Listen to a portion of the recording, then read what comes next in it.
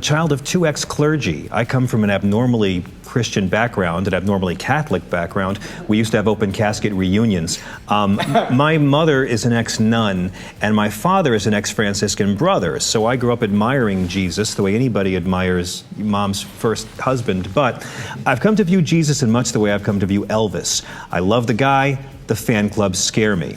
And I'm glad we're talking about Jesus and the GOP candidates today, because we hear them all talking about Jesus all the time. They invoke his name incessantly. He's like a mascot holding pom-poms on the sidelines. And I thought, wouldn't it be great if we could find a way to get Jesus of Nazareth to come back and run for president on the GOP ticket? They can't pick a front runner anyway. So wouldn't the GOP love to get behind a guy who was a peaceful, radical, nonviolent revolutionary who hung around with lepers, hookers, and criminals, who never spoke English, was not an American citizen, a man who was anti-capitalism, anti-wealth, anti-public prayer, yes he was, Matthew 6:5, anti-death penalty, but never once remotely anti-gay, didn't mention abortion, didn't mention premarital sex, a man who never justified torture, who never called the poor lazy, who never asked a leper for a co-pay, who never fought for tax cuts for the wealthiest Nazarenes, and was a long-haired, brown-skinned, that's in Revelations, homeless Middle Eastern Jew.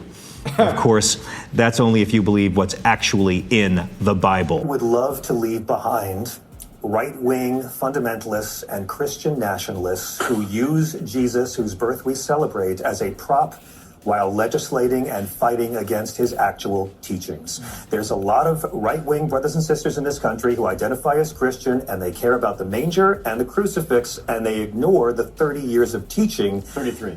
Well, actually 3 years of teaching he did in between.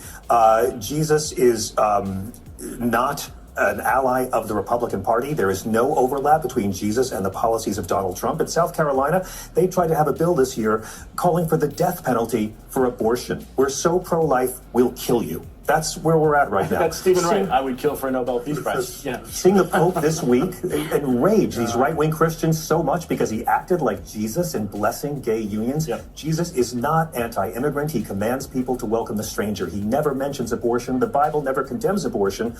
We've had 2 generations of Christians in this country who have been groomed to believe criminalizing abortion is something to do with what Jesus talked about. Christ was a peaceful, radical, nonviolent revolutionary, never mentioned gay people. He commanded you to pay your taxes, to welcome the stranger. Individuals and nations must care for the poor and sick in Matthew 25. He who lives by the sword must die by the sword, Luke 22. There's a reason why these right-wingers never try to put the Sermon on the Mount on walls in classrooms.